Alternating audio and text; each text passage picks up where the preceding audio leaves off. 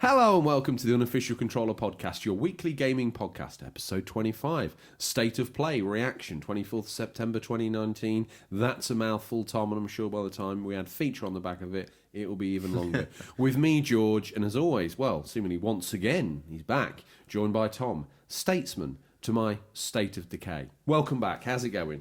Good, thank you. The Unofficial Controller bank and the vault is empty, depleted on my holidays. So I'm back, having to do a bit of work. James has been doing the script. Yeah, me and James have been down here knuckling in.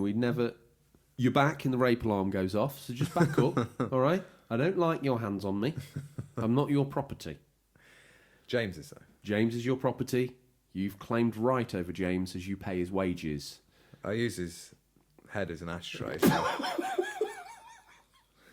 What can you do? That made it in. Okay. That needs to stop. He's getting blisters, and his mum rang Mumsy, and you need to stop all that. She appreciates that you pay him, but you can't just treat him as you think. Anyway, before the listeners lose interest, they need to stick around. Coming up in the news, Tom, we've got some Joy-Con drift shenanigans. In the feature, we're going to deconstruct and then reconstruct the state of play from this week. And then we're going to do some listeners' pickups, which is probably the best bit of the show. Probably. A big probably. Like Carlsberg. And then we slip into the new releases for this week, and that's headed up by the main man himself, the Stingray. But you're forgetting one thing. How do we kick off the show? Tom, you're forgetting how we end the show. Because I ask you, because this was me greasing up in the Unofficial Controller slick suit, to say to you at the end of the show, Tom, I ask you what you've been playing, or what you're hoping to play, and for that reason, Tom, what you've been playing. But you interrupted the link, so it was messy, and it wasn't cool. Right. What you been playing? Being off last week, I had a bit of time away, so I've been able to play Retro games? I have. That will please you. He's passed out. Excellent. There's absolutely no way on hell you played. Just for the listeners' record, I got down and gave some press-ups because I couldn't believe what I was hearing. There's no way you've played... Well, what are you classing as retro? SNES. Oh, right. Okay. Not the real-life SNES. I've gone onto the Switch Online and I've tried out some of the 20 games that were provided. And I found myself... Why the sigh? I thought you were going to tell me you took a SNES Mini on holiday with you, and I was thinking, oh, that's really cool. No. You downloaded some SNES games for your Switch. They're already on there. If you have the online, there's 20 on there. I tried, never played it, Super Mario World 2, Yoshi's Island one. With the baby? Yeah, it was just really good. Yeah, I had that when it came out. I paid $70 for it in 1995. Well, you'll be interested in the news. We've also got something a little retro, but we'll get to that. I've been playing an old game but a remake, Link's Awakening. Really enjoying that. My first ever Zelda. Was it? Yeah, me and the listeners worked that out last week. Oh, cool. First Zelda I ever played. Yeah. So I played the original on the Game Boy, but I got stuck at a certain dungeon, and I'm looking forward to getting to that point again and seeing where the old brain has come along a bit. No guide. I'll try my best for that guide. Got YouTube nowadays, haven't we? Has YouTube been used? Delete internet history. Has YouTube honestly been used for any of the only reason I ask is I want to see if it's an accessible game for a modern gamer. Let's say you're an 8-year-old kid and you've never played this on the Game Boy, so you've got no retro nostalgia for it at all. I'm gonna name and shame myself. I used YouTube the other day because there's a point where you go to find these golden leaves for this guy who's been kicked out of his castle by the bad guys. Couldn't find the last golden leaf, so I had to YouTube it. I feel it's justified now because when you're an adult, you don't have much time. Without diving deep on the absolute specific of those golden leaves, if you're a new gamer, you're 8, you've got a Switch for Christmas, you've been playing Fortnite on it, got a lot of young listeners, is this game going to be accessible to them? We'll come back to the leaves in a moment, but is it got enough gameplay tropes of the modern gaming world, attention span, all that sort of stuff, to keep a modern kid engaged? Yeah, I think I've read a few sort of people's reviews, and they've said they've played it through with their children. Yeah. After playing Breath of the Wild, they've tried to get the children into some of the older Zeldas. And You will like this game. not had much success with some of the retro ones, probably because of the graphics. As well as the graphics, it's that gameplay trope of go here, collect this, use that item in the next dungeon to clear this. And the text bubbles, I think, put people off. Even though in Breath of the Wild there is some voice work in there, which gives it a little bit more of a modern feel, and it's very open-ended. You can tackle the game in what way you wish. So with Link's Awakening, it's back to that traditional Zelda formula, like we've just discussed. So I think that new art style they've got is going to help bring in a new audience. Is it though? Because it's or new is and it shiny. Yeah, but no. I think it's just going to bring in 40-year-old guys who remember playing it back in the day, and they've got some extra money because the wife had a boob job. They've bought a Switch. I don't know. I think it's a good entry level adventure. The island is quite small. You forget how small the map is. Really, I haven't forgotten. And you can tell it was a Game Boy game. It was that pocket-sized adventure. So I hope it appeals to maybe children and adults who play even mobile games and just want to branch into something a What's little his bit price bigger. point? That is, I think, was unfair. It's a full-price game and it shouldn't have been. What is a full-price game on the Switch? About £50. That is a full-price one. They vary. Some are 40. Some If are I 50. paid £50 and got that, was it £50 just for the Switch game, or was it £50 for the one of those collector's editions? No, £50 just for the Switch game. Yeah, I think that was too expensive. Out of all the reimaginings they've done, I think this has to be the biggest ask that they've asked. Yeah, other than the new graphical art style, there's not really much else new in there. We've got You keep talking about this graphical art style. I want to pull you up for this. Okay, It just looks like a Game Boy game coloured in. I think that's unfair, and if you look at it, it's completely different. If you ran it next to Zelda Link's Awakening DX on the Game Boy Color, Yeah, but that's a That's 30-year-old coloured in. game developed on a monochrome screen. If they'd had the freedom to yeah, develop that's it a then, coloured-in version of the original. This is completely different. I'm not buying it. Well, I know you're not. In more ways. You don't have a Switch. I'm not. I'm not also chowing down on your story. Okay. There are a couple of problems I want to point out. One being the price point. Should have been £40 game. Should have been It should have been a cheaper. £25 game. Maybe if released digitally would have been fair. I think £25 is. It's I not think- a long game either. Boxed, it should have been $25. $24.99 on the shelf, job done. Boom. They would have sold more. Yeah, probably so. Yeah, for how long it is compared to a lot of the other Zelda games, it does seem a big ask for that money. There is a new mode in there. It's basically building your own dungeons with it's like a tile area with Grampy the Gravedigger from Ocarina of Time, and you get unlocked tiles to put and build your own dungeon in what order you want, which is quite cool. Maybe they're testing the water for a Zelda maker. You've heard it here first. Oh, God. Okay. One of the other problems Is that any good? What, the Dungeon Maker? Yeah. I've not tried it. I've been sticking to the core game. It's I've got to terrible, the isn't area where it doesn't really interest me No. that much. I mean, when I play Mario Maker, I tend to play other people's levels. They'd have been better off pulling that out and releasing that as a £5 game or a £5 tool. Yeah, like I said, I think maybe they are testing the water for releasing it as a game in itself. The other problem with it appears to be frame rate. Now, I don't usually pick up on stuff like this. I'm just not into the technical side of games. You're shaking your head at me. I'm trying to put a point across. I know, it's fine. I just can't wait to the point where you explain to me what this frame rate issue is. I'm nervous. Because it drops from 60 FPS to 30 FPS quite regular. And like I say, I'm not usually into that and I don't really notice it much. You can notice in this. You just be walking along. You can physically see the difference can. between 60 frames and you then recognise with your eyesight that it's dropped to 30. Yeah. 100%. Not anything in between. A literal halving of the frame rate. I guess so. I'm not a tech guru. I don't know. But you can see a difference. So okay, what I'm trying to say is there's slowdown, but we don't know how much. but it's boggy and it makes Yeah, the they game... reckon on. I watched the Digital Foundry thing. Ah, right, okay. Or some of it. I was curious whether it was going to be patched and anything like that, and what the actual problem was. And it's not really up to their. Nintendo would not usually release a game like that, but the people who have done the remake, Grezzo Games, I think they are. Right. They used to develop a lot of handheld games for Nintendo, so this is their first HD game. And I think quick question about this slowdown: when does it exhibit itself? When do you think this is slowed down? It doesn't always seem.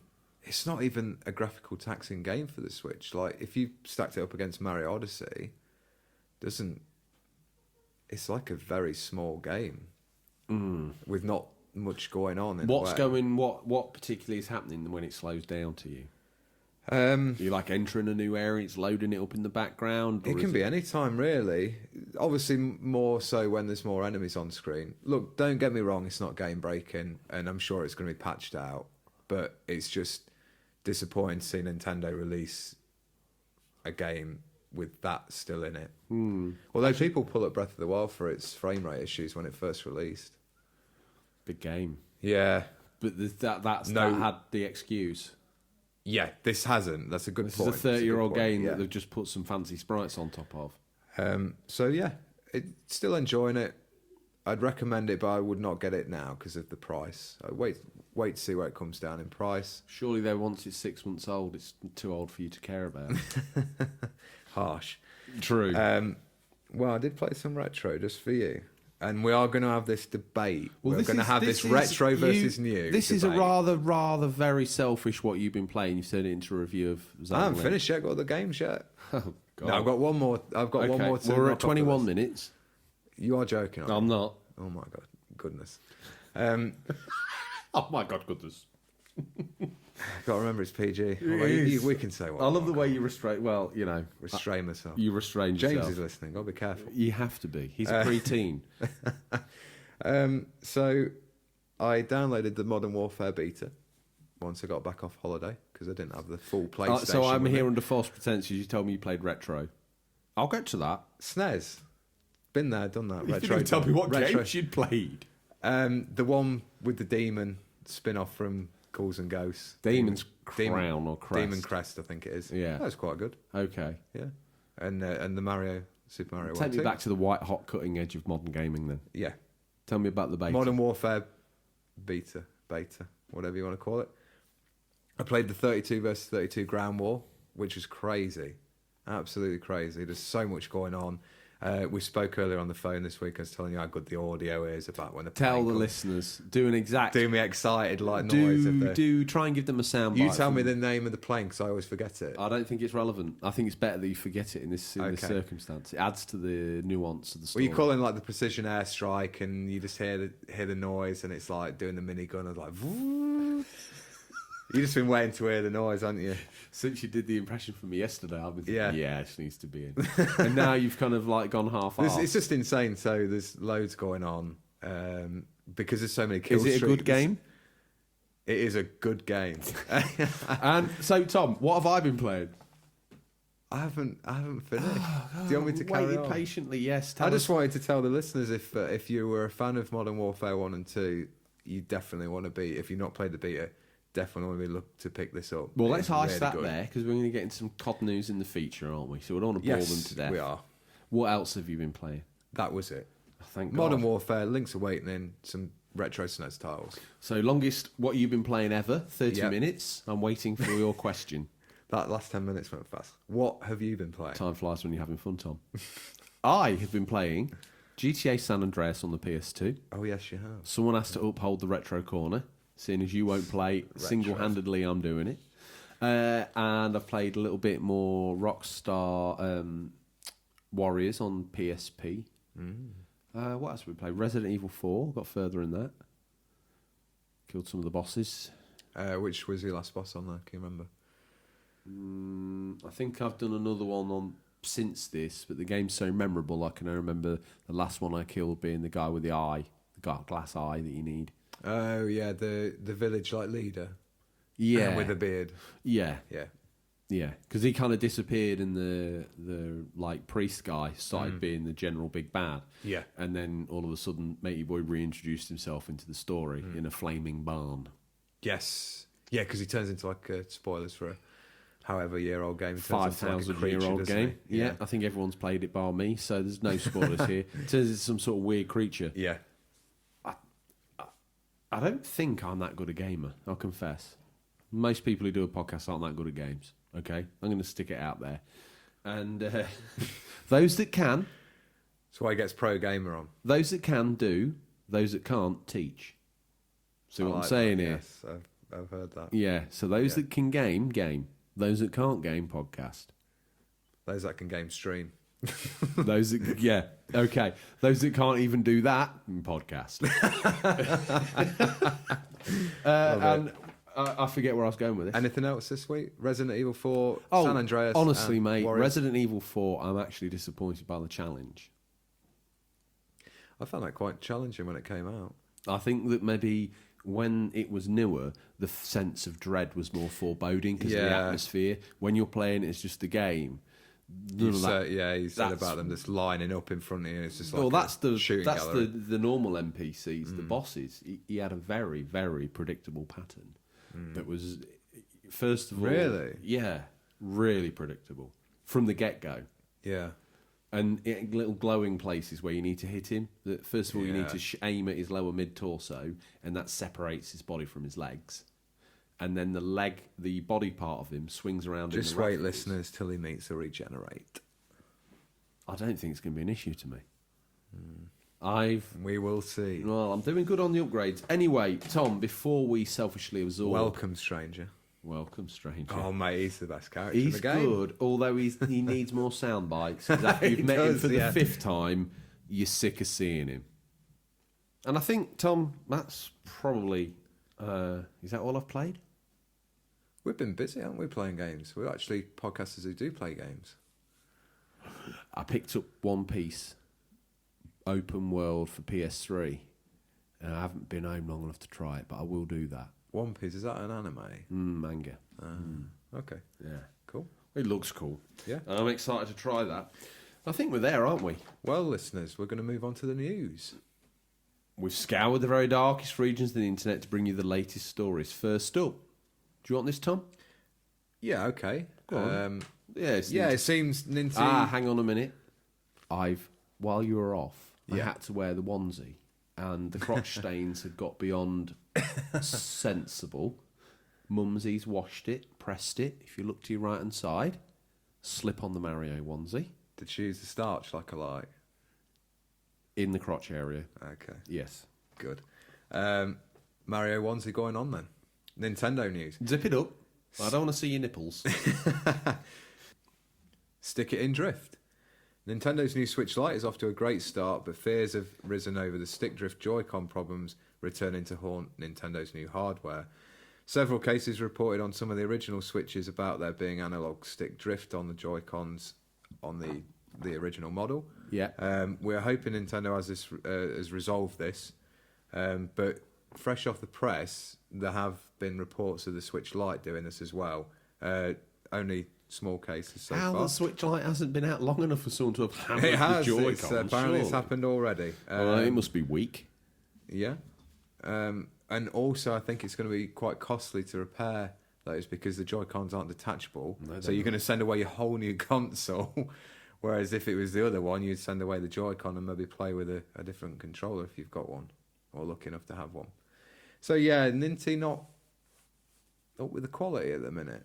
That's 2 items that you've called them out in quality for. Yeah. The playtesting of the latest Zelda game and their Switch Lite console, in your words, is shonky.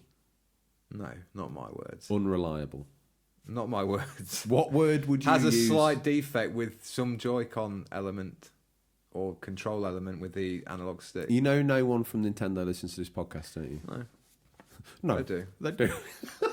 Unbelievable. Reggie's still a big fan, even though he's retired. Yeah, that means he's not an employee, though, so he doesn't count. Okay. If he did, I'd tag him in the show. Okay. Well, You can't do anything. listeners, make sure you tag Doug Bowser in the show to listen in. New guy. I'm sure it was part of Reggie's leaving letter. Check out these weirdos. Do you want to take the next bit of news? I do, and Tom wanted me to do this in a what voice? Iron Man, Captain America. Captain America. So I'm going to grab the conch shell, pop, retro collectors assemble, just to throw it out there. Safe Store has been busy carrying out some research on some of the most expensive retro sealed copies of top games. You can see a graphic of the titles and highest price paid over on the safestore.co.uk. Would you believe a sealed copy of Super Mario World on the SNES once went for £2,664? That's an increase of 6,500%. I think Tom did the maths there, so we'll have to just play it by ear.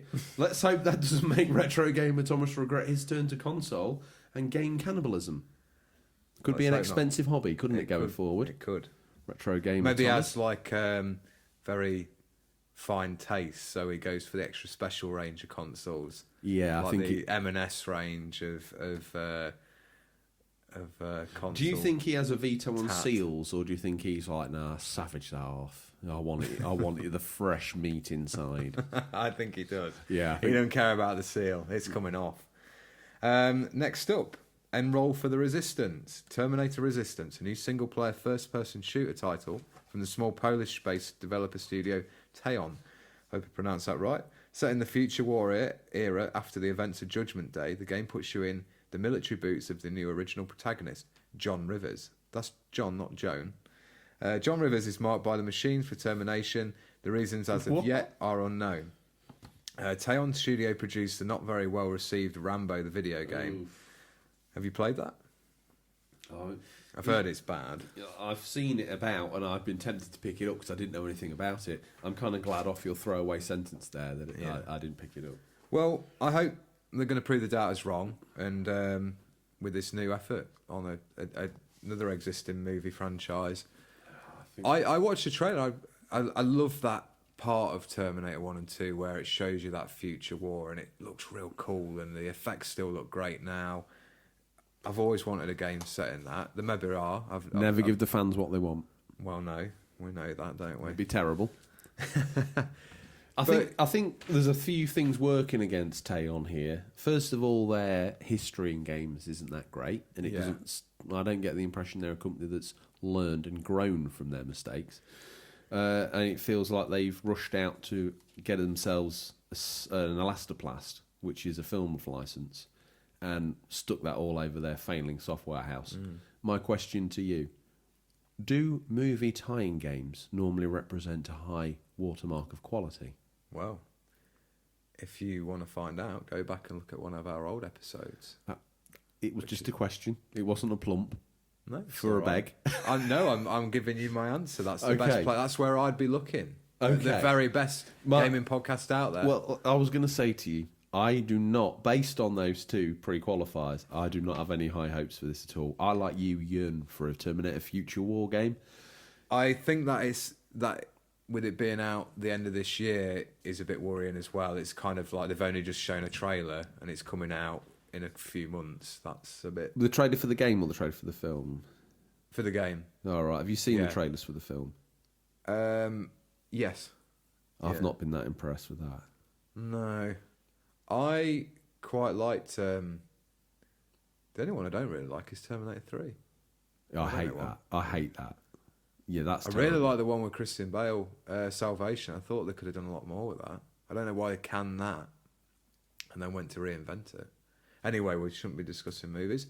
A couple of last bits of news hot off the press. Mario Kart Tour is out today on mobile. I'm gonna have an inty again here. $4.99 for the mobile pass for the game. I guarantee Do you realise how much $4.99 is more than the Switch Online per month? That is ridiculous. Can I say one thing? Yeah. You're not going to get any more codes now, are you? No. How safe you've set up the line right up until this point, and now you've transgressed. Yeah, I've always backed Nintendo's stuff, and I always will do. I'm sorry. Apart from this week. So if you're listening, send me some games to review. I'm enjoying being on the front lines to see you have a war of... Well, I say war of words. They're a very polite way of saying they've made a boo-boo. That's how you deliver I just that. think I don't want to see them. They had this problem with Mario Run and all their mobile games they've released. It's just I don't want to see them going down that path. But they will. They're a company wanting to make money. We always forget that. They're a business. How do you think their CEO's going to be able to report not growing the business by another 10% next year? You're completely right. It's just, He gets sacked. as a fanboy, you always think, oh, they won't do that. They will. They're a business. So Yeah, they're looking for 10% growth year on year. exactly. Other last bit of news. Speaking of movie franchise games and stuff, Jedi Fallen Order is getting a new trailer on Force Friday, which is this Friday. So excited to see What more. would that date be? The 27th. Why is that Force Friday? I think it's where they release all the new merch for up and coming films, and I think there's going to be So we'll be able to get the figures for the new movie and It's the not out game till apparently. Christmas. And the game. Yeah, for the Fallen Order. So they must have high hopes for it, Seriously. or low hopes that they're going to make money back from selling merch. But yeah, they're just a couple of last bits of news hot off the press. Okay. Well, Tom, moving question for you and the listeners: did we miss anything? Do you have an opinion or take on the news we missed? If so, Tom, how do the collected masses get on? Tell you you've made a boo-boo with your review of Link's Awakening. Tell me I shouldn't have done News Team Assemble, Anchorman. I should have done Avengers Assemble, Captain America. How'd they get in contact and let us know that we're complete blithering boo-boos? You can reach us at questions@unofficialcontroller podcast.com. Nearly stumbled out. It's been a week. Tattoo got nearly washed off. It did. Or you can direct messages on Instagram or Twitter, as many of you do. You can also leave comments on our YouTube page. Good job you rolled over that last bit of jumper. Just before we move on to the feature, we just want to do our usual call to arms, please. The Unglorious Bar Stewards have been at it again. This is great. There's been some great attacks on various Gaming. high-profile gaming elites. I don't know if you know this, Tom, but the world doesn't pause when you're not here, and this was all done in done last week. Yeah, but they've been doing it this week as well. They have, secretly, stealthily. on the dark web where you hang out when you're not actually working. Yeah. Okay. So please leave a review, like, subscribe, anything you can. Please help us promote the show and make it as best as it can. And where are we be. sending him to? We're sending him to one place only. Where is that? Wherever you listen to your podcast on, whether it be Spotify, Please, iTunes. listeners, you need to go to your podcast provider, rate, review, and like. Make sure you subscribed. Yeah, Tell all your friends. This is how this thing grows. absolutely. We could do a better mic, so we need to grow soon, don't we? We'll stop taking a wage, and we could get some new mics next week. You're what's holding the show back now. Your fiscal greed. I've become accustomed to the lifestyle I live, though, so That's it's what not I said. happening. You know, once you've earned it, you can't get rid of it. You become addicted to it. Absolutely. Tom, why don't you kick off with the... it looks like I've got to kick off, actually. No, Oh, you're kicking off. I will lead us into the feature. This week's feature is Can I just, before we do this, this is great, because I'm in the co-pilot seat, and it feels awesome. This is the second time I've been in the co-pilot seat, and it's one of the greatest experiences of my life. Bar the birth of my children. So close to. May I start? Yeah. Good. I enjoy the relaxed atmosphere of the Tom Back from Holiday podcast. It's great. The State of Play feature. This will be a review and summary of the latest State of Play held on the 24th of September. We bring you our thoughts and listener opinions on this latest effort from Sony.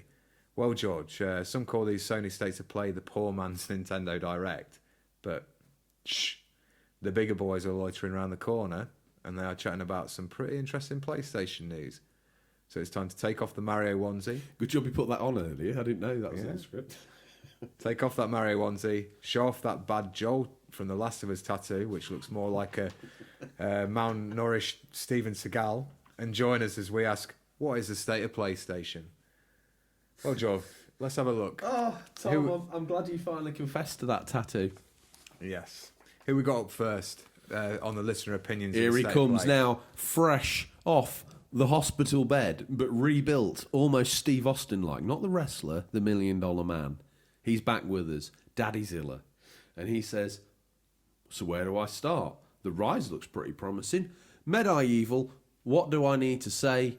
More, the Death Stranding system looks pretty sick. Just wish the handprints were red. LOL, After Party definitely looks like a game I would play. Come on out, drink Satan, and it has beer pong. Now I still haven't been able to get hold of a PSVR, but the more I see it, I need it in my life. Aspire 1, Stardust Odyssey looked to be great experience. Then my final choice, drum roll please, no surprise here. Last of Us Part 2. Man, it looks freaking awesome.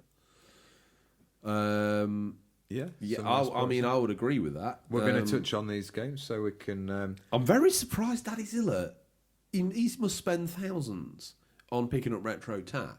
Yeah. And he's got all the latest consoles. He hasn't got PSVR. I'm sure... I think this is the first time I've been disappointed. I'm sure the community can hook him up with some links to some good deals with the PSVR. I'm sure they can. So they kicked off with a new game from Enhanced Games, creators of Tetris Effect. Yes. It was a very bizarre looking game. It's called Humanity. Yeah, what did you make of that? Very strange. Looked like a modern version of Lemmings, I thought. Yeah. But it's hard to definitely know from what we saw. It's a very brief trailer, wasn't it? But it seemed to be controlling masses of humans. NPC characters, Yeah. which are humans. In this Yeah. game, Humanity. I don't want to even guess at the length of the story and why it's called Humanity, whether these people have been naughty and this is them going through limbo or whatever. Either which way, there was something about seeing that many badly drawn characters, admittedly, on screen at once that looked... Do you know quite do you know what I compelling, thought didn't it? when I first saw it? I was like, that looks like a PS5 tech demo for That's what showing what it can. I arrived late to the stream, Yeah. and I thought that's what that. I was Really? like, I can't believe they've kicked off with the tech Yeah. demo. It was like Humanity coming soon. And I was like, oh, PS1 had a T-Rex. PS5's going to have a load of people walking around. and flying. That's coming out in 2020, so we're a little way off for that. Maybe it even will release on PS5. We don't know. Next up, we've got Odders UK. Do you want to read out his comment? I will. I'm the voice of the listener this week. If it wasn't for the Last of Us 2 trailer with an alive Joel reveal, although he could still be dead and be a figment of Ellie's imagination and or damaged psyche, we do not know yet. I tell you what, Odders UK jumped off the deep end with the tinfoil that week, didn't he? This state of play would have been a rather dull one. Yes, Humanity and Arise looked interesting, but where were the likes of Ghost of Tsushima? Seeing as the states of plays are supposed to be replacements for Sony not being at E3, they've not exactly been on par with the Nintendo Directs regarding big announcements. Excuse me. I feel these state of plays should, announcement-wise, be mini E3s. With... What, Tom's found something. No, it made me laugh. I'll tell you after. Okay. Not about the comment. Oh. Something else. Announcement-wise, be mini E3s. The big announcements that have... much mentioned before. Do you know what? You've thrown me completely off tack here. Sorry. So what he's saying is he didn't think it was much cop, and he doesn't liken it to the big E3 moments that historically Sony have delivered, such as or other powerhouses have delivered at E3, such as the goosebump-inducing jaw on the floor moments that were there when we had, as always, I use my go-to E3 moments. The Twilight Princess reveal trailer and the God of War PS4 Kratos reveal. You could argue that revealing Joel at the end of Last of Us 2 trailer has a bit of that, but all in all, it's clear that Sony are winding down the PS4 generation now and getting ready for the PS5. Just as The Last of Us was the PS3 swan song, it looks like the sequel will do the same for the PS4. I do kind of agree with some of his comments. Actually, yeah. I agree too, but we've forgotten to do something actually very important to the loyal listeners. What's this? We should have done it at the top of the show. The competition. Yeah, we'll do it at the end. We'll finish off at the end. After what Keep you've 'em been waiting. playing, or before? No, at the end of the feature. Oh, okay. Yeah, because All that's right. where the comments are, and we should close it out. Because We've- we're announcing the winner Do you of know the what? of We've the made a boo-boo competition. there, haven't we? What? We should have kept it totally under wraps, like a submarine, just submerged, and then at the end, right at the end of the show, we should have popped it out. We'll do that then. But now we've told them we've surfaced now, haven't we? All right. You know, we're crap submariners. Odders, I think he's right. I think that he's absolutely on song there, don't you? Yeah, so the Nintendo Directs and these states of plays are never going to have that big epic feel with like I don't know, full blown orchestra introducing the game. So it does lose that like majesty of a big new game reveal. It was great to see Last of Us 2, but we'll get to that shortly. But yeah, nice comment, Others. Thank you. One quick one. I mean, certain things, as the listeners will know, got me very excited about this state of play. In fact, some could argue that this one should have been called Georgie's State of Play. Yeah, I'm hyped. Okay. Yeah, there was a lot there you liked, wasn't there? But what did you make of it? Like, I just want to gauge your opinion now before we go any further. I feel if they hadn't have had The Last of Us 2 at the end, I'd have been a bit like, oh, that was all right. Yeah. I completely agree with they are winding down the PS4. But if they're going to do another state of play this year and close it out, that one will have to be some big hitters on there. I wonder if they do one at the end of the year, whether it's just going to be PS5 based. Yeah. I think PS5 maybe be next year. Although maybe they haven't got a lot else to show for the PS4. Well, one would imagine that before the end of this year, they might like to show what the box will look like. Yeah, maybe so. Is my thoughts. Next Thank up, you, Odders. Next up came Modern Warfare, and they gave us a glimpse at the campaign trailer. Yeah, now, surprisingly, Tom, we seem to have swapped bodies. Yeah. You've been retro, and I thought that the COD like story trailer looked great, and your comment to me was, no, it looked poo. I was a little disappointed because I was hoping to play like a more realistic. It looks very Hollywood action based, and I know their games are notorious for that. Yeah. It looked impressive, but it's like sticking together like English Special Forces guy, American Special Forces guy, mixed up with like a rebel in the Middle East. And is this the time for me to have a bit of a Call of Duty moment? I don't know if you want. We've talked about this off air, haven't we? Yeah. I'm disappointed that after Call of Duty 3, every single game they brought out, the only person you could be is a Super Army soldier. And yeah, we talked about this. The joy for me of Call of Duty 2 on the 360 specifically was the fact that you were just an average Joe, like it would have been in the real war, and you were still performing amazing feats. Yeah, that were expected of these normal Joes, and to have an SAS guy doing everything going forward, I think I don't know. Like, there were so many exciting stories in World War II. Why does it need to be that every time? And now with this Modern Warfare, we've been in so many hotspots around the world. How come the only person that can solve this is the SAS? I mean, me and you are both massive fans of Call of Duty 2, where you assume the role of a normal soldier in each allied nation. Just a normal guy. Yeah, and I think it's a shame they didn't take that further, because I feel like they could have done a lot with that. Well, like I say, when you're with a load of these Super Army soldiers, you know they can't die until you get to a cutscene. Yeah. Right? You know that's not going to happen. But when you were playing Call of Duty 2, yeah, Faceless A walked through and you watch him hit the ground. They all had realistic names, so you kind of felt for these people, want to protect them a little bit. And you look at games like Brothers in Arms. I mean, that's about a normal unit of soldiers. Even Full Spectrum Warrior, that was a good game.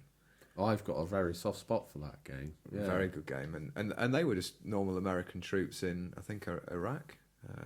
I think it was Iraq. Yeah. Yeah, but So that also showed us a new take on the formidable Captain Price, who's been in many of the Call of Duty games, even our favourites.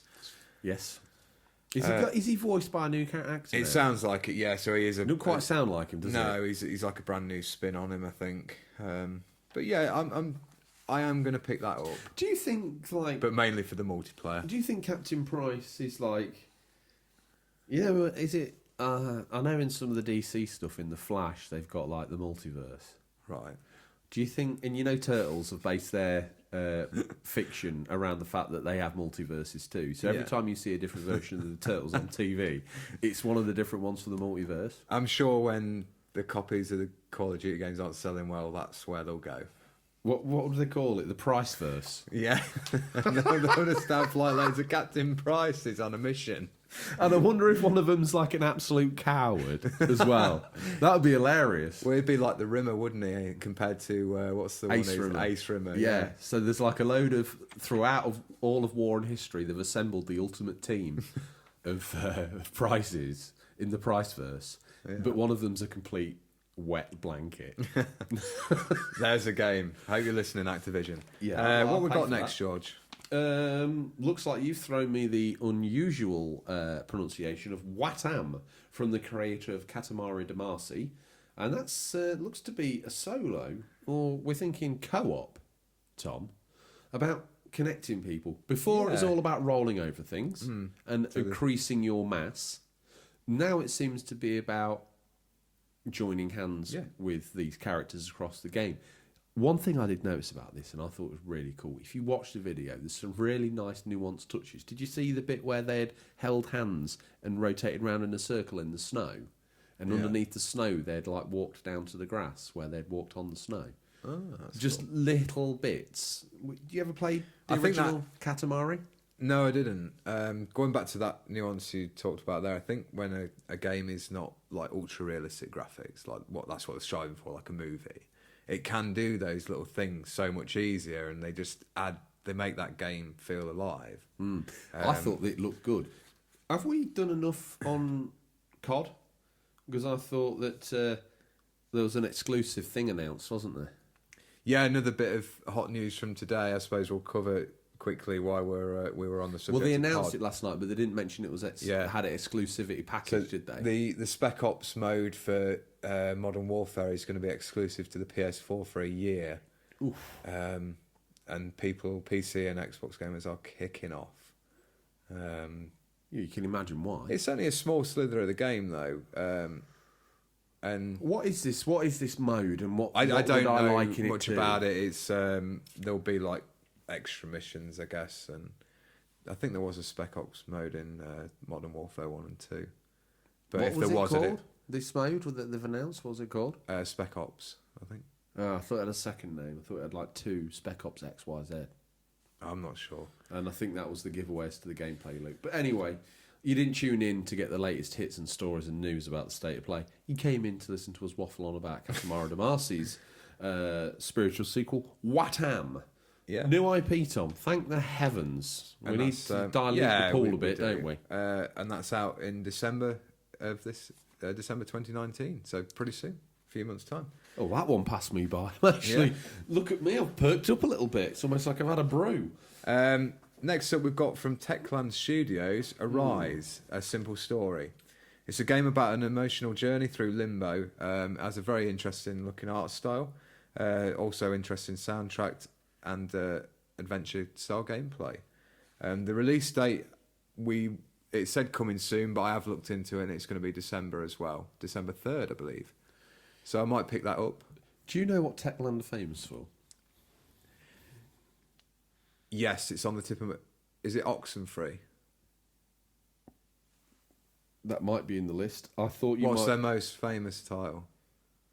I feel like I might have played it. Call of Juarez. Is it? They did that game. They've also done Dead Island, which I thought was pretty good, actually. Yeah. It's a bit grindy. A Dying Light. Yeah. You thought they did Oxenfree. Back up. I'm looking at this on my own. No. Game's developed. You wanted Oxenfree. No, I think that was another indie developer. They did that was Dying Light 2. Unless they published it. They did publish some games. No, not at all. They did publish Pure Farming, believe it or not. Oh, right. Yeah. Well, yeah, so that's another interesting new title for the end of the year. A budget title as well. Also, I think where I was going by listing off all those games, Yeah. it's not really what we expected to see from Techland Studio, is it, the game? Beautiful No, as it no, looked, yeah. as interesting as it was. Yeah, with that back catalogue you've just read out, it's... They don't have the history No. of a explore, story-driven platformer, Yeah. do they? No, it's certainly a curveball from them. Are you going to pick that up? I mean, it's your kind of tat, isn't it? Tat. Yeah. You like retro tat, I like indie tat. Yeah, you like indie tat. I'll tell you someone else who would like that game. Who? Comic Pictures. Would he? A.K.A. Adam the Artist. Yeah, he's a big, staunch indie sort of, what's it called, champion. Yeah.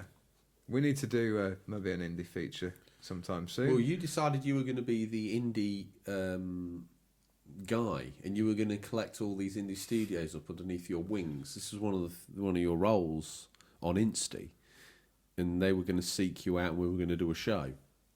Yes. How's that going?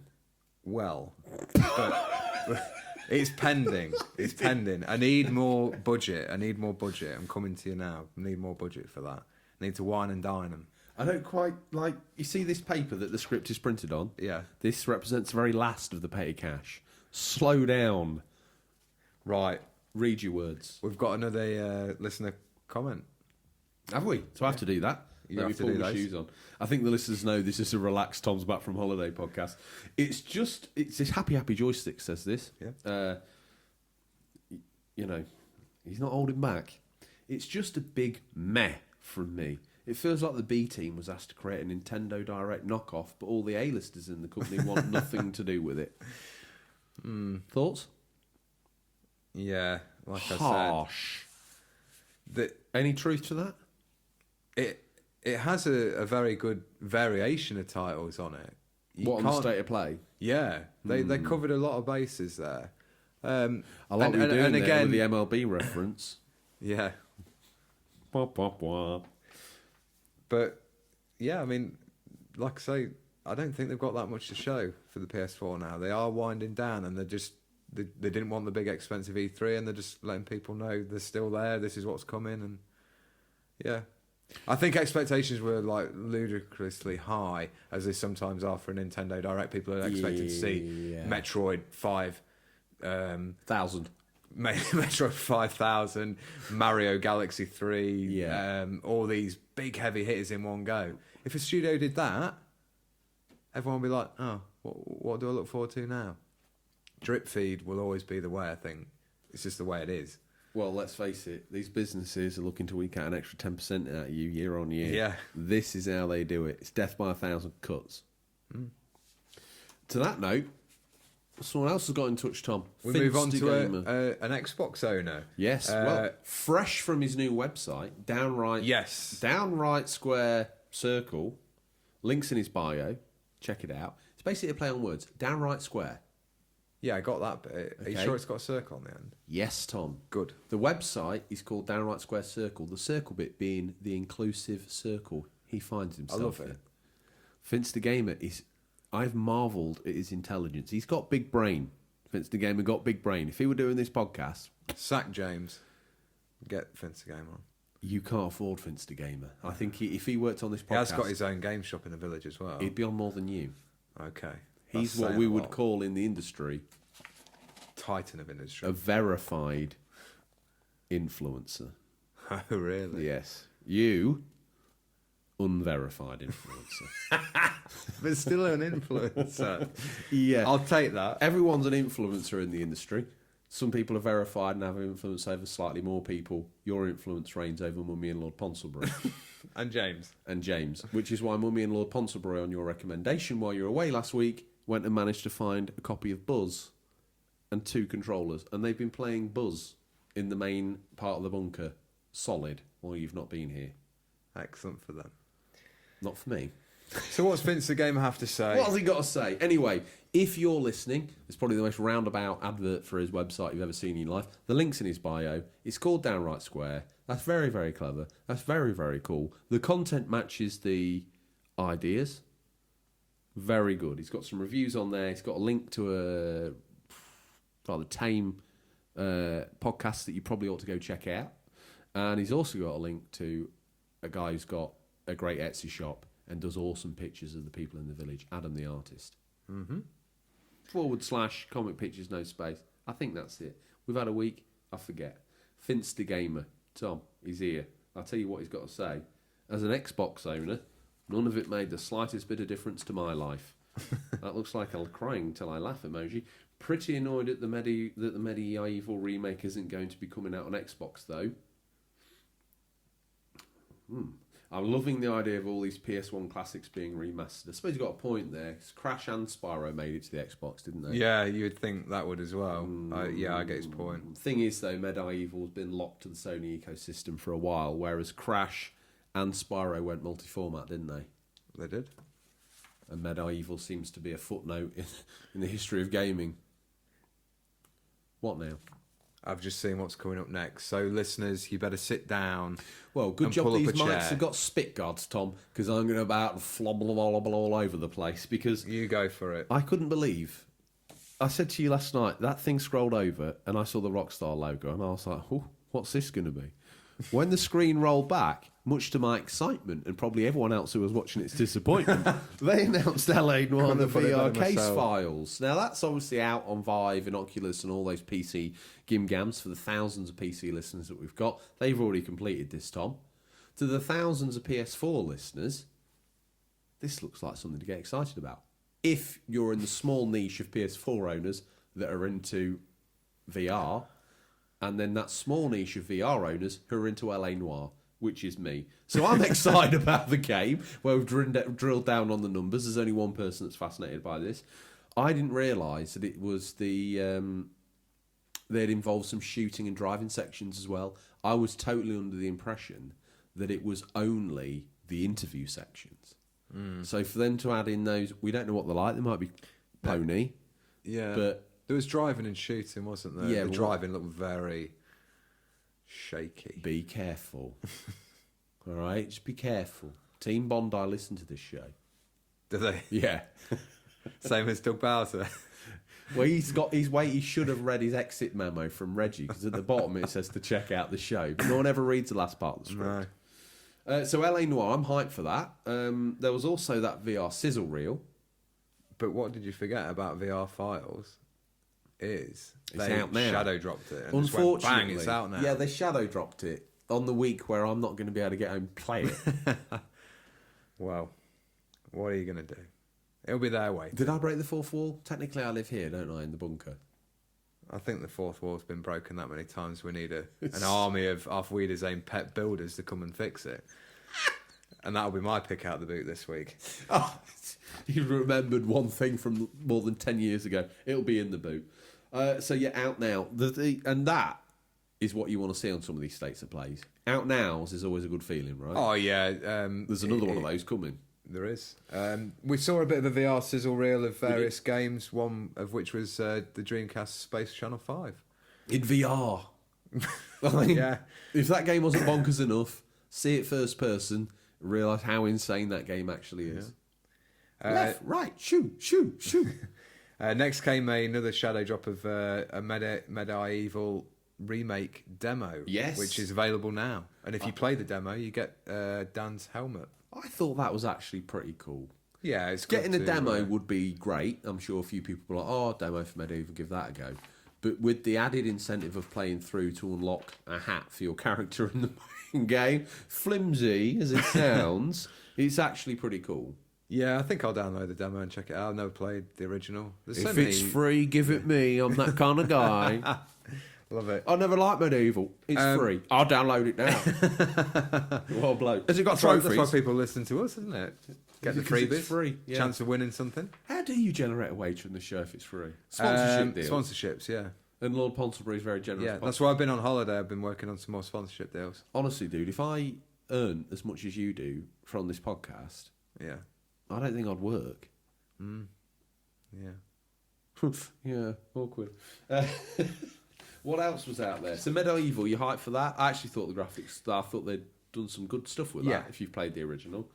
As with all those PS1 remakes, when you actually revisit them on original hardware, your imagination and memories... Yes, and this is what I was trying to fill tell a you lot of the about gap. Link's Awakening. But because it's Nintendo, it wouldn't have it. There's already 4 hours of this review on the cutting room floor. How much more do you want to add? Well, we better move on. Civ 6 comes to I've PS4. I've got a question for you here. Okay. Civ 6 coming to PS4, I think that's amazing, and it's not even that far away. Yeah. So we talk of stealth drops. They rabbit punch us in the throat 1,000 times. Civ 6 coming to PS4. No, I don't know enough about this. I don't know if you do. I've got it on Switch. It's okay. Yeah, but my question is that a Civ Rev version they've made for mobile platforms and consoles, or is it the actual real full-on warts and all Civ 6 that they get on PC? I think it's the real deal because it's providing it's coming with the DLC packs which are only on the PC. They didn't come on the Switch? Nope. Do you Not think? that I'm aware, unless they're out now. But as far as I'm concerned, they're not. Have you got this on Switch?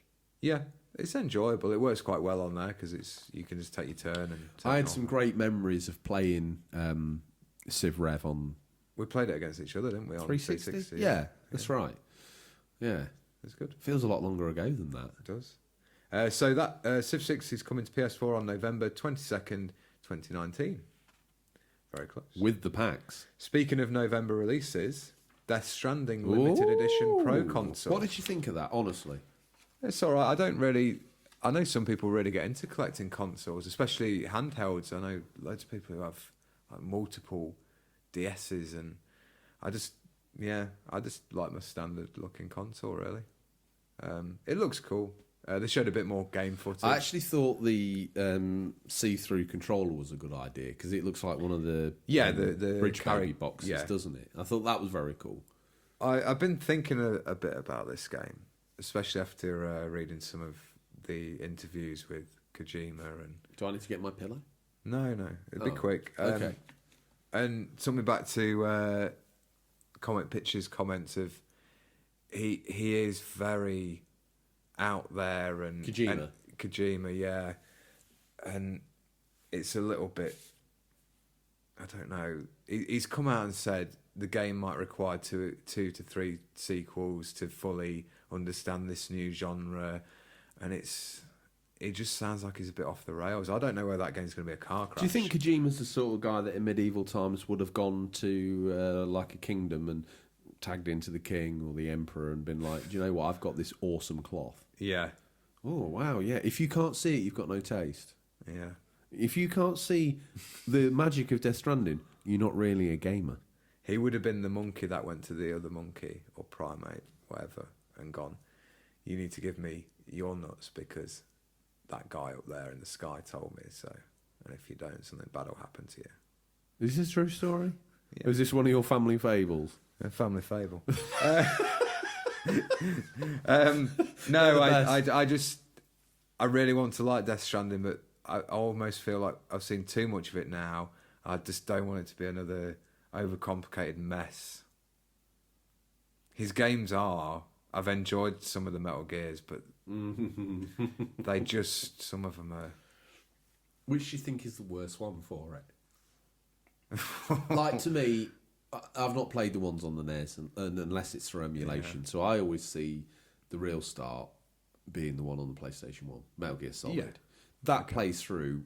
It's got some clever bits in it, the swapping of the ports, and some clever things that really defied all gaming at the time. I think Metal Gear 1 is the most streamlined, slick one you can play. It just flows really well. I played the Twin Snakes remake on the GameCube, and it just... Yeah, how's that played? Because I don't think I've ever played that. Brilliant. It's very much the Metal Gear Solid 2 engine put into the Metal Gear 1 game. Ah, right. So yeah. I think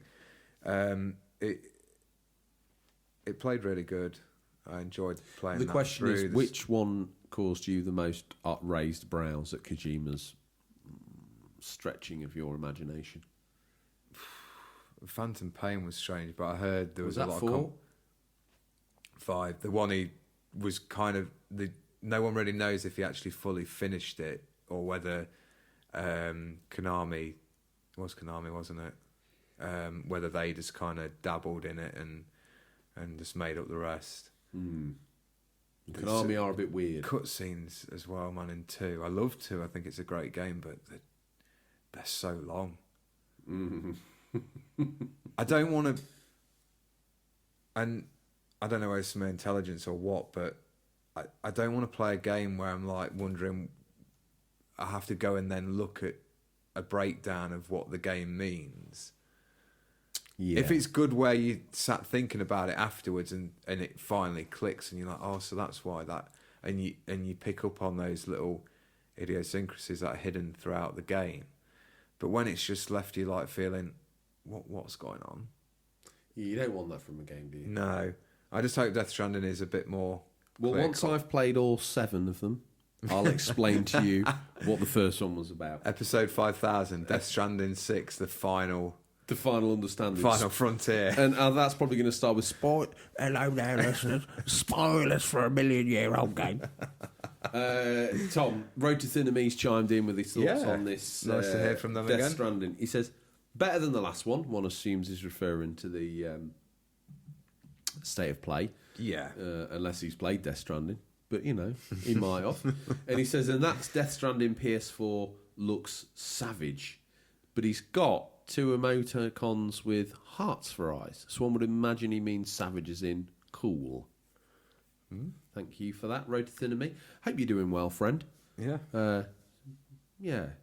One of those caring listeners. So we're going to talk about the game Daddy Zilla mentioned, After Party. Yes. It's a game about escaping hell through doing drinking games against Satan. Is that how you get out of hell? Because I'm going to need to remember this. Yeah.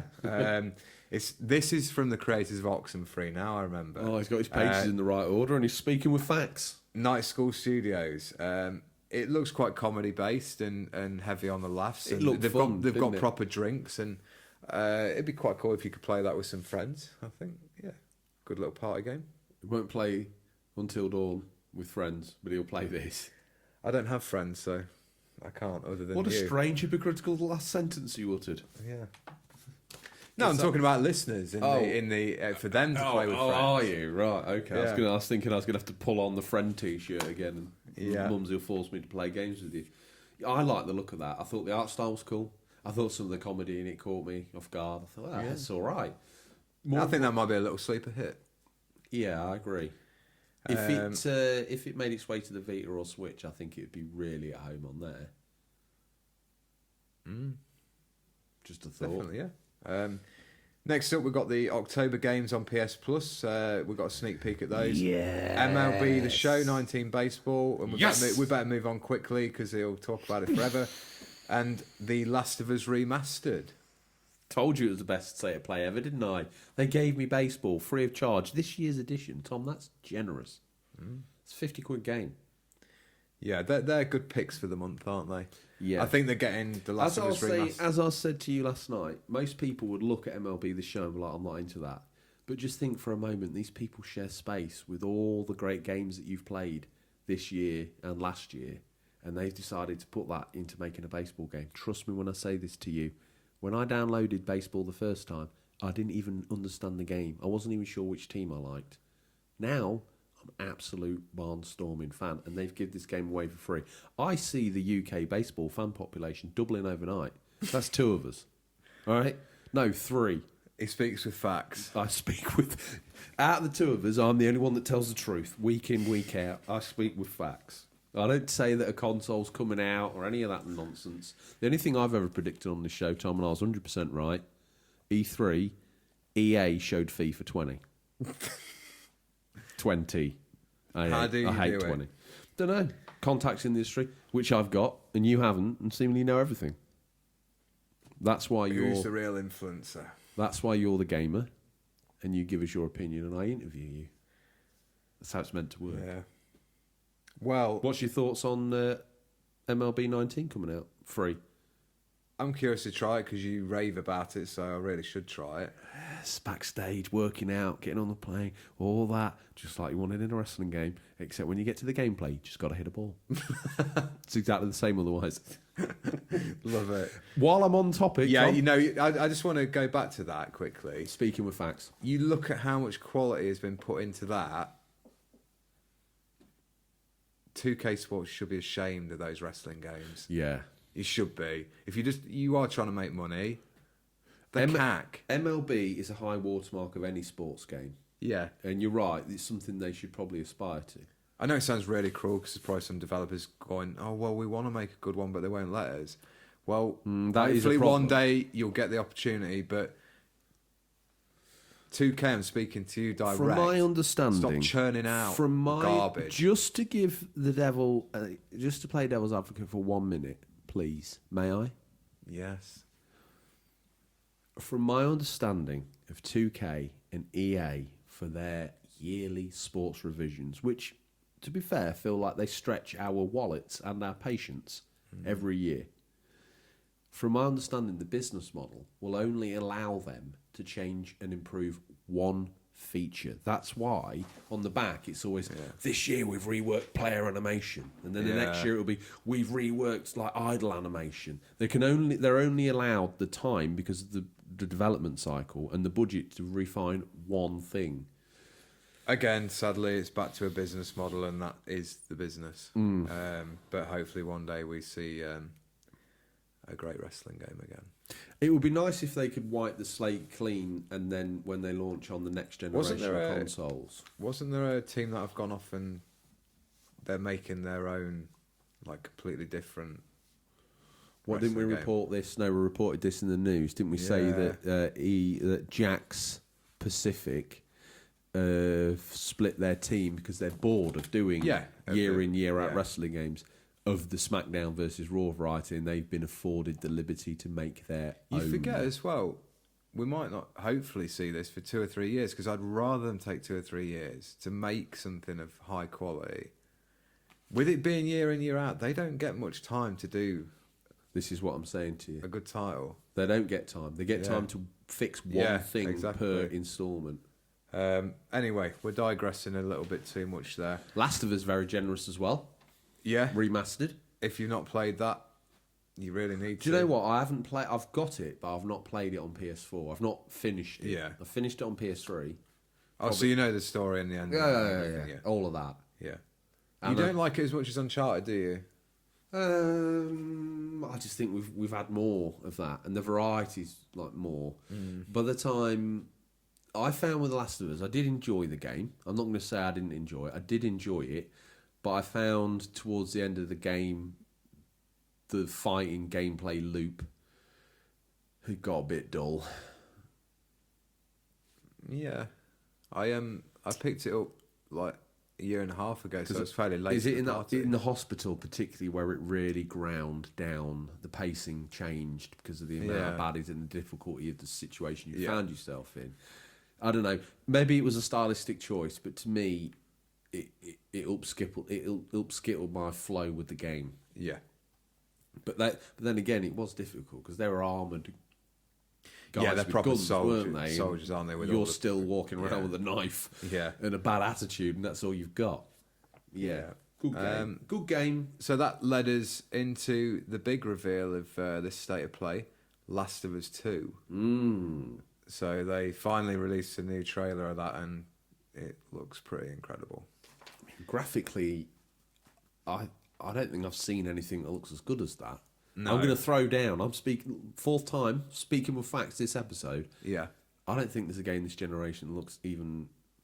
There's some that are close, but the depth of field, the fidelity, the look of the characters' faces, the definition of the nearby textures and into the distance, and the way that the art style that was exhibit itself in The Last of Us on PS3 and the first version, but that's come through and matured into almost like a photorealistic art style. I think it looks absolutely incredible. Yeah, I mean... Ellie looks busy. Yeah. Some of those sort of backdrops with like the ruined city where she's on the horse, and then the snow scenes just look... See, I know in some of these games it's hard to say. Let's use Red Dead Redemption for an example. In that game, ultimately you'd have been able to get up that, round the back of that, as far into the distance as you can. I'm getting the impression that obviously Last of Us isn't an open world game. No, it's not. But they're using that zoned in area to give you a really high fidelity package, which is, I think, a good compromise. Like with God of War as well, there's nothing wrong with a more linear game. Like, we like open world, we like linear. I think both work very well for different reasons. Is this the straightest podcast we've ever done? Or is just the last 5 minutes has been really serious? It should be. We need to be more professional. We need to be. Book your ideas. So there was a look at the female character we saw in the older trailer who was dancing and kissed Ellie. We learn more about her, possible death of her in the trailer. We hear a gunshot and Ellie screaming, and then she goes on a bit particularly ambiguous. It looks like a bit of a revenge story. But we had a little theory, didn't we, on the phone, that maybe, as trailers do, maybe that isn't a girlfriend. No, that was your theory. I just happen to agree with it. Yeah, okay. I want you to own it. Thank you. Rumours. Man for the rumours. Man for the rumours. We reckon that might have actually been Joel being shot in the trailer. Because trailers do this a lot, even with movies now. They put things in different order so that when you're watching the trailer, you think, oh, that's clearly her girlfriend's been shot or killed or whatever. She's gone on this revenge mission. Maybe the timeline is not as it seems in the trailer. But we did get a look. Well, hopefully that's true, because otherwise we fully know and understand everything about this game before we've even played it, and that would be a shame, wouldn't it? It would. We did get a look at Joel anyway. He's back. He looks older. He looks frail a little bit. When he exhaled, out. You could see he was a tired man. Yeah, exactly. Obviously, time's moved on. Ellie's older. Joel's older. They gave us a release date, which was a really nice surprise. 21st of the 2nd, 2020. And also, it's going to come on 2 discs, so it's looking like it's going to be a bit of an epic. A belter. Yeah, there were several special editions planned, including the Ellie edition with a rucksack and also a statue of Ellie and loads of other trinkets and tat. I don't normally pick up special editions when they're new, but you know what, I might. Have you seen the price of that Ellie edition? Maybe I won't. 270 quid, I think. That's exactly your weekly wage from this podcast. Is it? I thought that was per hour. Oh, I hope not. Sponsor boy needs to write an IOU, doesn't he? So to close out, we've got My Gaming Space. New listener.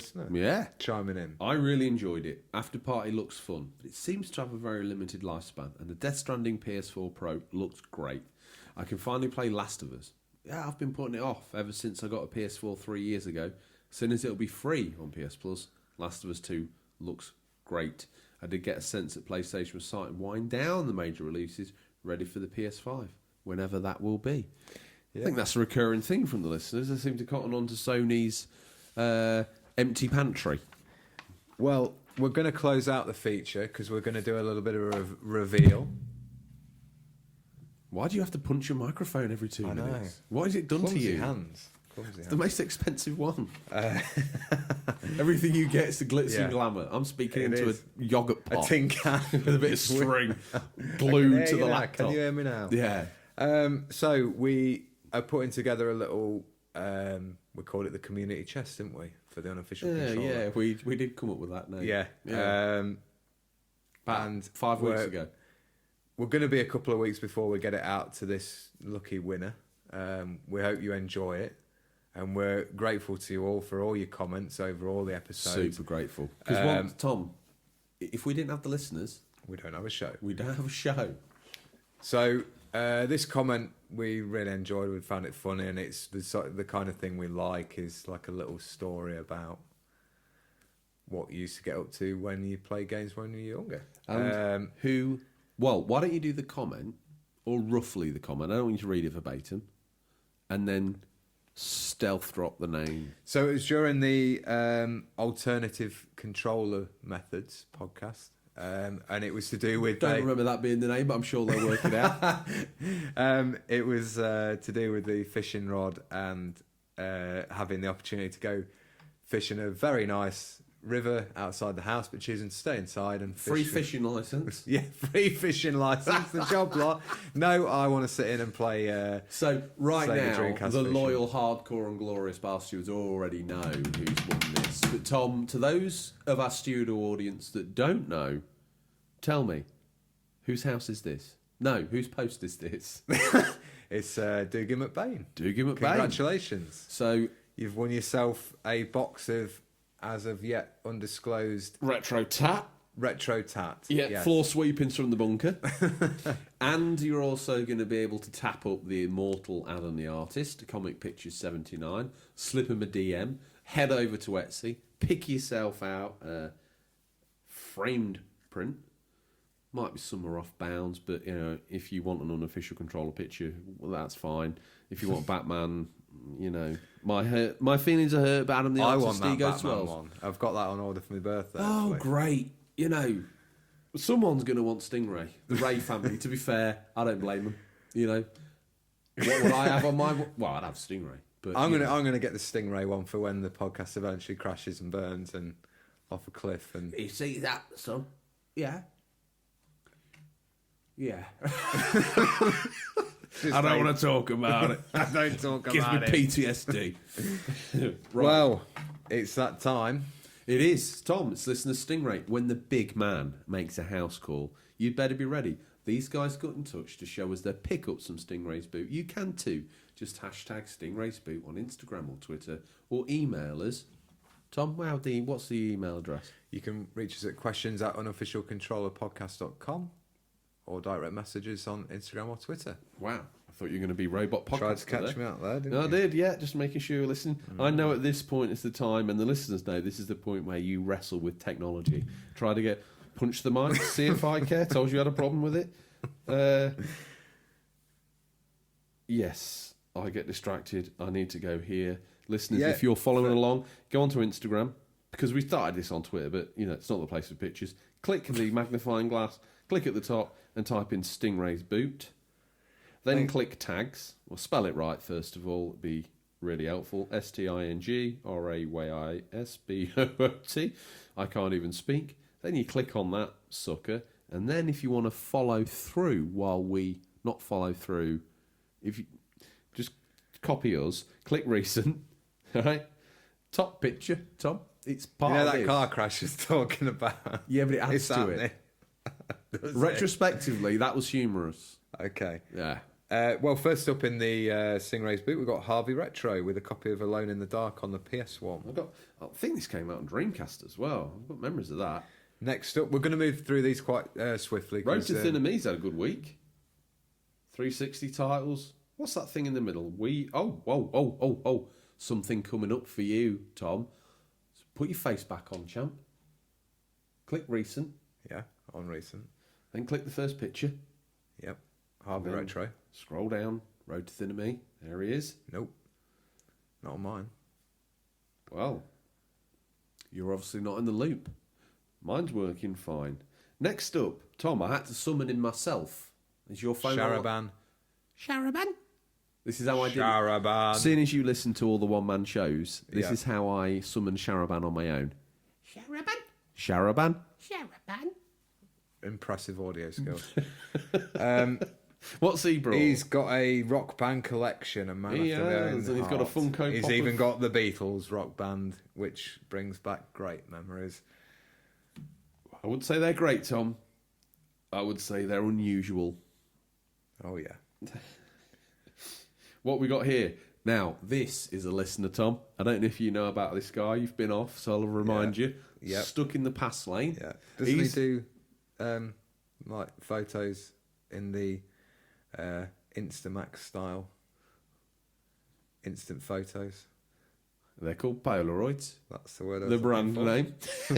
And he writes a little thing on the bottom. He says, put, and relax. Now, it's double entendre here. Not only is he on holiday, he nearly didn't put this in the boot. I had to haul him back and get him to edit his tag. He's apologised. He said it was the Vino talking. And he's got, and relax. He's got a copy of Retro Gamer and a Game Boy Colour and a set of shades on a Sun Lounger. He's not German, Tom, but he's using his initiative to get the Sun Lounger secured. No one wants to mess with a retro console, do they? No. At 5 in the morning. Next up, we've got Radbash Gaming. He's got a collection of films and games. The inspiration to George Lucas that strange afternoon when he came up with the Crystal Skull. Yeah, now, I just saw that picture and it quickly reminded me you need to listen to Joe Rogan's podcast with Dan Aykroyd. I've watched it all. Have you? I didn't just listen to it, I watched all of it. Didn't have time to listen to your solo cast, but I listened to some of that. Shame on me. I'm sorry. Yeah, actually. Public apology live on air. Yeah. I knew you. Crystal Skull vodka. It's the purest vodka you've ever tasted. Is it? Yeah. As soon as he did the ad about 6 times. Look out, we're in the boot. Skip past that. Skip past. Otaka Bram. Is he new? No, not to me anyway. Was he last Okay. week, Tom? Was he? Were you? Nope. No. Taka Brum. He's been in and out of the boot over the history of the show. I'm going to like his picture. He's got his Resident Evil PlayStation 1 collection. Should we do live likes if we haven't liked it already?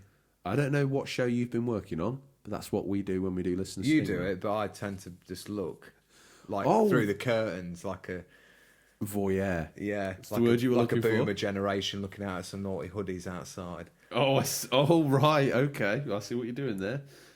Well, up next, Road to Thinner Meat has recorded his Wii U playing our YouTube episodes of Unofficial Controller Podcast. Here, look at my phone, seeing as you're a complete incompetent fool. I haven't got Road Thinner Me on there. He must have blocked me. One of our loyalist listeners has blocked the show's 50% of the show. Well, he was happy last week with the one-man show, wasn't he? Didn't even have to press the pause button. Oh, wow. Okay. Are Wii U running our podcast? Believe it, it's possible. Oh, It's mate. witchcraft. Do you want to see it again? Here I it do, comes. because I owned a Wii U. I love it. Get ready. Even as a Stingray intro. Look Next. at my phone. I am. I've seen it. How can you see it without seeing it? Oh, he's got sound as well. That's very unprofessional of me. This not of whole you, episode has been highly unprofessional, but enjoyable. I don't think it's going to affect anything one way or the other. You know I when don't. you got all tipsy when Ponsonbury threatened to axe the show? Yeah. That's where I'm at right now. Okay. Okay. Flying high on the trip like fantastic. Next up, we've got Sharaban. With Tom, summon him. Cloner. Don't just race through this. Summon him. Sharaban. Sharaban. Exactly. They're listening to this. Next up, Attacker Bram with... That's a very expensive game that Sharaban's got there, by the way. Is it? Mm-hmm. 678, he's got the Final Fantasy collection. Yes, he's got the full run. Got a couple of platinums, but he's trying. Radbash Gaming next with Popo Funk, Hunchback of Notre Dame. Yes. Classy tat. Ataka Brums picked up some quality PlayStation, perhaps a hard game to find. Silent Hill, it's out there, but it's quite rich. And then Vibribbon, which I'm taking a guess. I'd say that's like a 40, 50 quid game. Game Boy Matty, he's got some Mario Odyssey And some figurines. Very good. Don't take sweets Eslo from and strangers. Minder. I always call him Minder. Eslo and Midner. Should know that name. One of the hardcore elite. He's picked up a black Switch Lite. I didn't know they came in black. Or is that just the colour of the photo? It's actually a grey one. And Link's Awakening. Good choices there. I hope you're not having any problems with the frame rate. And Well, I was going to say, you're not having any frame rate or Joy-Con drift issues, Sunbeam. That's Yeah. all going back to the shop. Retro Collector Ray, he's got some Game Boy Advance games. To mix that variety up, he's gone and picked up some Shadow of the Colossus on the PS2, Tom, there I see. Sonic Spinball, Mega Drive Collection, Goonies 2. He obviously shops at the same shops as Daddy Zilla. And some Atari games. But my eyes, as I get older, Pac-Man, Crystal Castles, Kangaroo. Australian Kitten, as he's been known in your absence, Tom. He's got his own TV show, a.k.a. Ozcat. He's gone and bought a Woody. an Atari. An Atari wooden console, if you're thinking that's something else. Yeah. Here, you wanted to... Here, Tom. Now, this next one. Oh, serious, Tom. Bite My Pixel. This right here is the problem with retro gamers in the UK, or at least where I live, the lack of community. Well, we want to reach out to you, Bite My Pixel. If you notice, I've already done this. Good man. We'll follow heed his advice, and we'll move on. Retro Well, what Visions. we would say is that Bite My Pixel was lamenting the death of what he thought of the retro community. And me and you and a load of other people chimed in to say, don't forget this show. Yeah. The show's got community. He's building community. He encourages Yeah, and we can community. only build it more with the help of you guys. So, yeah. It can't grow Onwards and without upwards. you, No. can it? Who we got next? Retro Visions with Oh, he's got something for the VIC-20 there, so I'm all in on really this. old stuff that is. That's I some don't Maker's even- Mark as well, Tom. Thought Yeah. you'd be all over that. Oh yeah. He's Yeah. mixing it with Coke though. What's wrong with that? No Okay. poison, mate. What do you have? I got very poorly once after having whiskey and Coke, so I gave up Coke. The soft drink. Yeah. Yes. Just for the listeners' clarity. Interesting. So now you have it neat, you don't really enjoy it, but you drink it to look like a man. No, I enjoy it very much. I don't like beer much. When we filmed the episode where you got absolutely wasted on whiskey, Yeah. every mouthful looked like it was someone dragging a blade down your back. Oh. Was it? Oh. Really? You pour another one, like, jam it down, like, looked like you were dealing with some sort of pain, like you were a famed gunslinger. If you were Pinocchio, you'd have poked my eye out. Oh, really? After some of the legends that you've told this week, Tom, I think I'm well in the clear. Retrovisions has got a game select and protect caddy. Just why plug in all those games when you can plug in one and then use the selector switch? Daddy Zilla got 4K Sports Ultra HD DV. Is that a GoPro? I don't think it's a GoPro. I think it's an alternative to a GoPro. I don't know what Daddy Zilla's planning on doing, whether this is for retro hunting or whether he's got skateboards that we don't know about, or maybe it's to capture Devin Zilla in the act, midnight snacking. Could be, or cooking up a retro storm.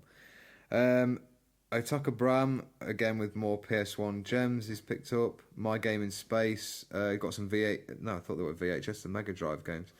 And some PS1 games. Don't forget, Tom is the verified gamer.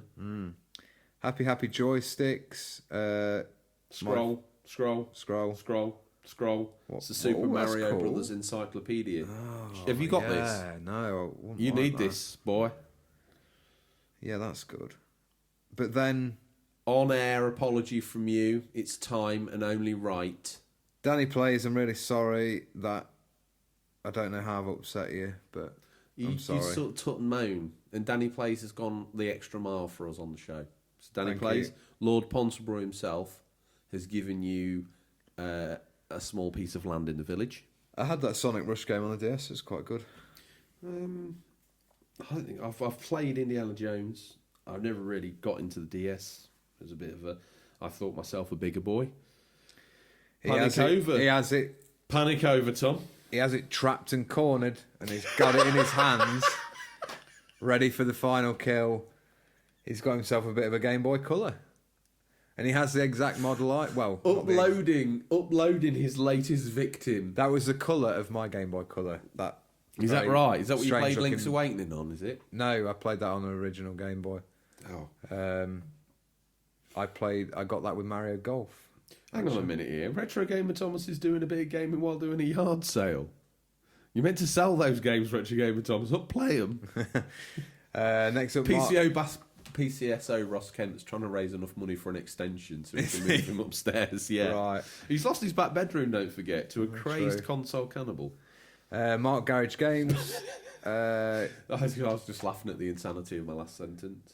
It's got Metroid Prime 3 Corruption on the Wii, Alien Syndrome, the Zombie Survival Guide. Yeah, it's from World War Z, I think. Is that Mortal It's Kombat? like a companion book. Oh, okay. That Mortal Kombat thing, I'm not sure. It could even be a vinyl. Why don't you read his description? It is an LP. That's a great find for $1.99, brother. Yeah. Well done. Well, the big man's back, and he's cooking up a storm of 711 degrees. That happened to me the other day, Mark Garage Gamers. I got a memory card in a really cheap PS2 game. Memory card You're still looking at Mark Garage Gamers, are you? Of course I am. I like to look and think about I like every... to get through Stingray's boot as fast as possible. Why? I don't know. What temperature's Daddy Zilla cooking up a retro storm at this week, Tom? 711. 711 degrees. 711. He's got a copy of MLB The Show 09 there. Region free, that. You know. Just saying. Daddy Zilla. Just saying. Do you reckon his house is, like, the foundations are made out of retro games? I have to say, his greatest pickup is in pile 3, second one down from the top. That looks official.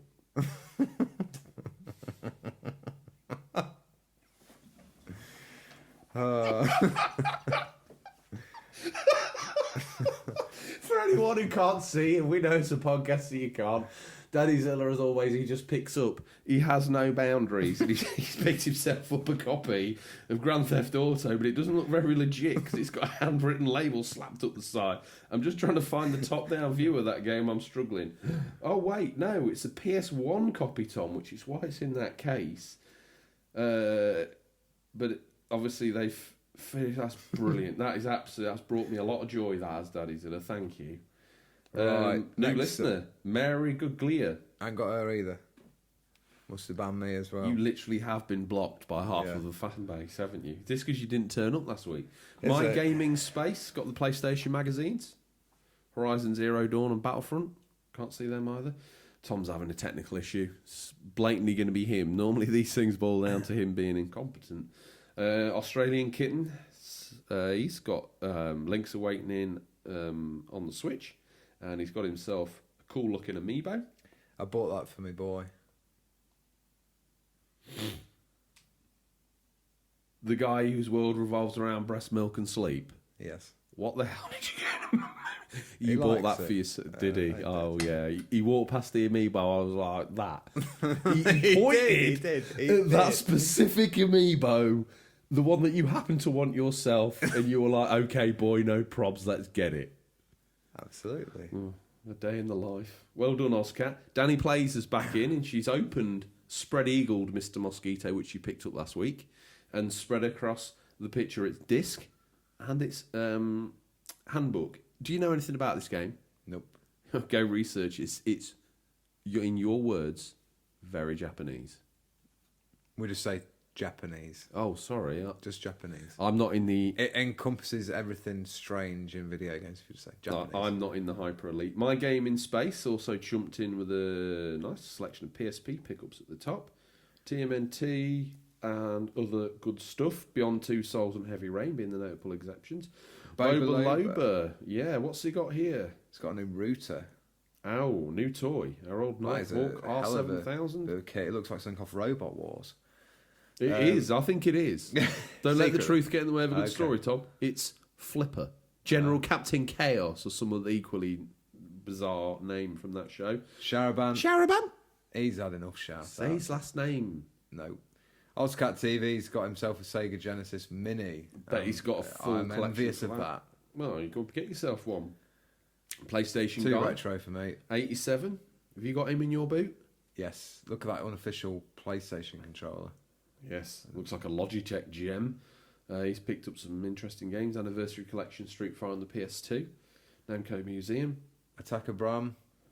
Yeah. He's got more PlayStation 1 Pandemonium. editions. Overboard. I had a demo of that.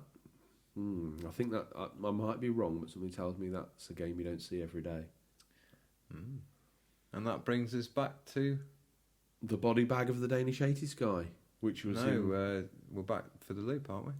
Yeah, but go one down. You didn't see that last week. Wonderful. You got a body bag, Commodore body bag.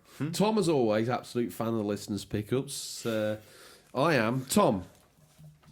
That's all the dips in the boot for our listeners. Don't forget to hashtag Stingrays boot or emails for your pickups to be read out. You can shake your head, Sunbeam. You know, they know. They know. I thought we'd cut some of these as well. It's like the yellow pages. You don't forget the last 4 pages of that part of your script are your call to arms that you don't forget anymore, so we probably don't need to print them. Yeah. Okay? Definitely don't need to. It's a good week for the boot, but it's not a bumper week for the boot. Good. Lord Ponsonbury, not around this week, so it's a lot more relaxed atmosphere, as you can tell. I think the games are a bit weak, though, this week. Like, it's full, but they're weak. Well, before we rip them apart, shall we get him up here? Yeah, there he is. Here he comes, Tom. I'd make up some story about him being on the prowl from the Federation Against Copyright Theft, but the true story is he's had a lazy day today. Has he? Yeah. He got up a little bit late. Trace Ray made him a fry-up, like he likes, Living the 11s. dream. Yeah. He took Devonzilla to playgroup, then he popped down Mark's at the market. Mark pulled back the carpet. He loaded in the new titles. Stealthy exchange was met. And now he's literally storming so fast up that drive, those pebbles hitting his wheel arches exactly the same as they do every week. That's precision driving, Tom. That's not just a cheap third-rate sound effect. And last week I managed to say this. Swings stop, wattle and roll, door pops, open he goes. Something like that's the new Stingray intro. Okay. If you're not here to keep me sane, things are going to go off the chain. I have worried about you since I've been back. Time for a week. Time of the week. Time of the week. I've not even got to the bit that trips me up, the tripwire in the script. Time coming. for a peek in what affectionately calls Stingray's boot. What's nestled between some counterfeit nappies and a dodgy copy of Battle for Endor this week? Yay, I was made expecting Battle for Mendor, but we'll... So these are the new release highlights. We'll start again. These are the new release highlights for this week, September 23rd, September 29th, 2019. Listeners, these are out on digital or physical, or will be by the time this podcast is in your feed, but could be region dependent. Tom, have you picked a mummy? No, because they're all terrible. Honestly, I wouldn't pick anything this week. Oh, there is... I'll pick... There is one I'll pick. Okay, right. Just... Hell of Men, Blood Brothers, first up on PC, September 23rd. Discover Hell of Men offers an innovative mechanic who rewarding thoughtful players with the cover system for the infantry and class combinations, etc. Well, it's a PC game. Okay, I need to just off the... I guarantee if it's a PC game, James has got a code, because we can't play it. Oh, okay. 3000th Duel on the PC. 3000th Duel is coming on September 24th. It's an action-adventure game that has speedy, exciting battles as its charm. Fight against monsters with your own style, or travel to travel an unidentified world and discover a secret hidden. Next up, we've got Contra Rogue Corp. PC, PS4, Xbox and Switch, September the 24th. Contra is back 2 years after the Alien Wars ended. The damned city erupts from the final battleground from the midst of the chaos. A group of scoundrels emerge. Local and online co-op action for up to 4 players. No. What have we got next? Me. Cat Quest 2. Yeah, Cat Quest 2 on the PC, September 24th. Following the phenomenal success of Cat Quest, developers the Gentle Brothers return to the world of Felingard, a fantastical land under threat from a continuing war. If that had been the intro to Stingray's boot, Tom, I'd have got away with it, wouldn't I? More cat games, please. Planescape Torment Enhanced Edition on PS4, Xbox and Switch, September 24th. Uncover secrets of past lives in this story-rich tactical role-playing game set in Sigil, a dark fantasy city at the heart of the Dungeons and Dragons multiverse. Same world as the Priceverse. The multi-price verse. That's got to be a thing. I can't be the only person that's thought that. Explore the planes, survive combat alongside a party of bizarre companions and solve puzzles unlike anything you've ever seen in the genre. What we got next? The Surge 2, PS4, PC, Xbox, September 24th. For a minute there, I didn't think it was on PC, but there it was. This looked quite promising, actually, but it's not reviewing overly well. In a bid to survive, explore the sprawling, devastated Jericho City. Fight ferocious threats in brutal, unforgiving combat, slashing and tearing the limbs off your opponents to steal their equipment. Is that RV the same pet that you're pulling out? It is. Yeah. All right, well, it's a bit bigger, boy. With a Jimmy Nail soundtrack as well. Yeah, just make sure Mumsy says it's all right for you to have it. Okay. Fight and Rage is up next on Switch. Fight and Rage is a brand new old-school side-scroller beat-em-up inspired by the classics from the Golden Age, and with an art style that mimics the aesthetics from the 90s arcades. This game pays homage to all the classic gameplay features that make this genre one of the best from its time. He stitched me up a kipper here, but I'm going to have a go at this. Stygian, Reign of the Old Ones, PC, September 26th. Delve into a role-playing game of horror, loss and madness, set in the strange worlds of H.P. Lovecraft. Stygian, Reign of the Old Ones offers a mix of rich role-playing and turn-based tactical combat represented in an illustrative visual style. Can you find salvation in a dead world? Next up's my Mummy, Code Vein, PC, PS4 and Xbox, September 27th. In the face of certain death, we rise, team up and embark on a journey to the ends of hell to unlock your past and escape your living nightmare in Code Vein. I did hear a quick interesting fact about this. They were giving away the game to people who donated blood. I don't know what country that was in. It might have been the US. I'm not sure. All the good things happen there. FIFA 20, PC, PS4, Xbox, September 27th. You don't need me to read out that, so I'm going to take this last one out the boot as my mummy. Let's clear up here. Tropico 6, PS4, Xbox, September 27th. El Presidente is back. Prove yourself once again as a feared dictator or peace-loving statesman. Oh, bookended the show, that, Tom. We'll let that word on the island state of Tropico and shape the fate of your very own Banana Republic through 4 distinctive areas. And I would say at this point, Tom, the eagle-eared listeners know that now the only thing left for me to do is to ask you what you're hoping to play. Hopefully get further on through Link's Awakening. Maybe not finish it. In a week. Yeah. I finished Astral Chain, so that's done and dusted, apart from the epilogue. And I've got Fire Emblem Three Houses, which I forgot to mention. I played it last week. Oh, I sorry. forgot to mention. Unshame. I need one more time. Unshame. I think shame 3 times on the way in. Okay. So yeah, I've got that to carry on with, which the story's still really good on that. You didn't mention it at the top of the show. Things got a bit dicey though. You did talk about Link's Awakening badly for 30 minutes. I did.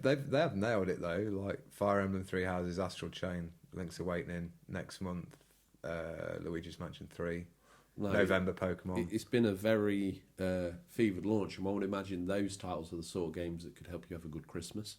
Yes. Absolutely. New console variation out as well at a lower price point. You'd also think would help attract new acquisitions. Mm-hmm.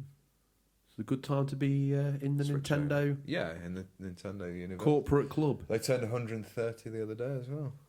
Wow, as a shareholder, did you get anything for that? Yeah, they sent me a golden Tingle statue from Majora's Mask. Wow. Yeah. Signed by Miyamoto-san.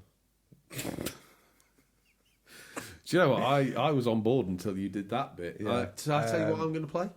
And I'll download that Medieval demo as well. So when I finally get home out of the bunker, MLB 19, Medieval. Oh, it's not going to be out this weekend, is it? Do you know? I don't know how long the demo's out for. Did it say? No, if I missed that, that's MLB. fine. MLB, it's not going to be out this weekend, is it? I'm surprised being such a big fan though, you don't own that.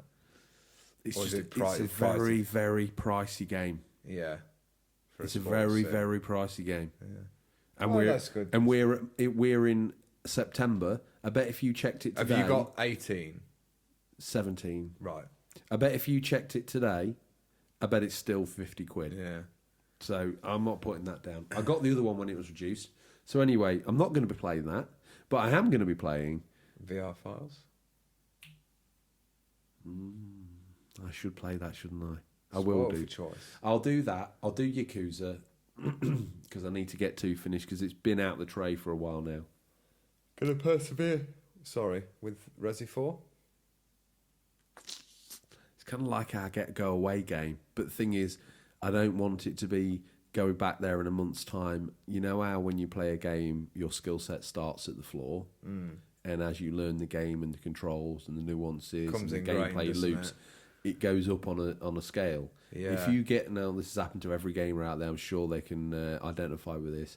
If you get halfway up the scale and then think, oh, another game's come out, or I've got to go away and I can't play that game, and you come back in, even fresh in your head, and you put the game in, it's impossible. Yeah, I think or at least it's difficult. It loses that momentum, doesn't it? You can be quite enjoying it, and then something new and shiny comes. This happens to me a lot because I'm terrible for it. Fire Emblem Three Houses has been an example. Shame. Shame. Unshame. Unshame. Yeah, it does happen a lot, doesn't it? You just go back to them and you're like, oh. See, I'm not worried about Yakuza Kiwami in that regard because it's generally, I think even a monkey fitting on a joystick could probably do all right in that game. Yeah. That's all. And if we've arrived at the point in time, Tom, where neither of us have got anything to say to each other, get off. Okay. That's all we have time for this week, listeners. As always, thank you for your time, and we look forward to the pleasure of speaking to you again next week. Until then, happy gaming, and remember, there's nothing wrong with being given the unofficial controller. It's what you do with it that counts. See you next week, guys. See ya.